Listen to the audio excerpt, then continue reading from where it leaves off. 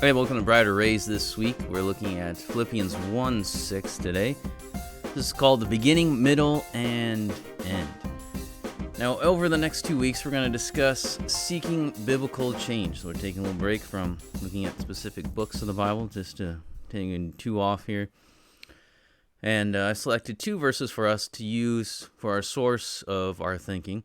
Today we're looking at Philippians 1:6 for this week, and that'll guide us into thinking correctly about the nature of biblical change and its different parts. Next week we'll consider 1 Thessalonians 1:5-14, which will help us on how we can change ourselves and help others.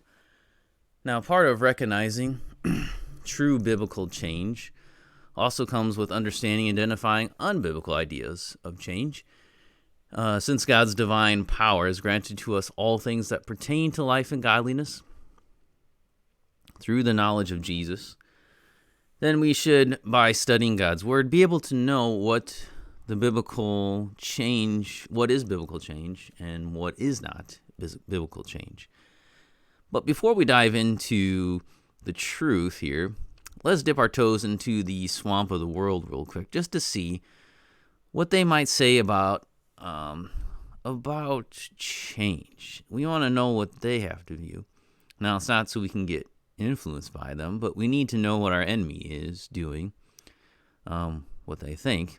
And so let's take a look at a few things in the world. I picked a few quotes here for us. First is Confucius. He said, "The only wisest and stupidest of men never change." So I guess if you figured out the truth, then you don't want to change. And if you are stupid, you don't want to change too. So I don't know. Oprah Winfrey, who is a great theologian, and she said, I won't go any further. She said the greatest discovery of all time is that a person can change his future by merely changing his attitude. So there might be some truth in that. All is flux, nothing stays still. That's what Plato said. That's true, except for God. Bob Dylan said, "Act the way you'd like to be, and soon you'll be the way you like to act." Woodrow Wilson said, "If you want to make enemies, try to change something." And then Madonna, who obviously is a great philosopher, said, "No matter who you are, no matter what you did, no matter where you've come from, you can always change, become a better version of yourself." So that's just a sampling of what people thought throughout the ages, actually, have thought about change. If you look, you'll see that there's really no consensus on change, except for that it exists.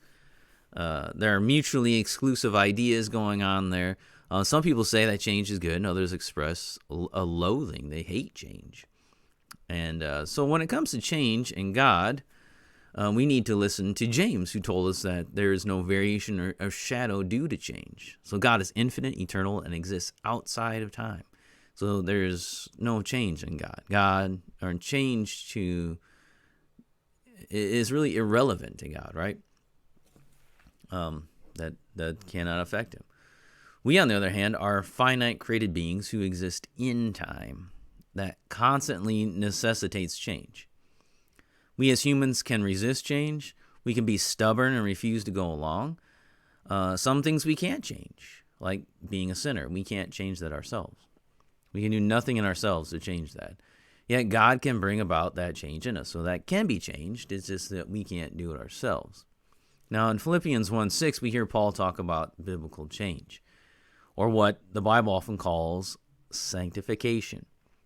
In this one sentence, Paul states that he is confident in God's ability to bring about change in us, and that if God has begun his work in you, he will bring you through and finally complete his work of change in you. Now, before we move on, we should remind ourselves, what is sanctification? Now, if we turn over to Romans chapter 8, 29 through 30, where Paul describes salvation to us, right? That's a big part of that chapter. And he mentions what was in the mind of God before creation, when he says that there are those whom he foreknew and predestined. So that happened before we even existed, before time began.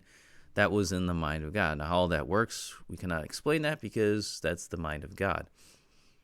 But he says that God called those people and justified them, and those that he justified, he also glorified.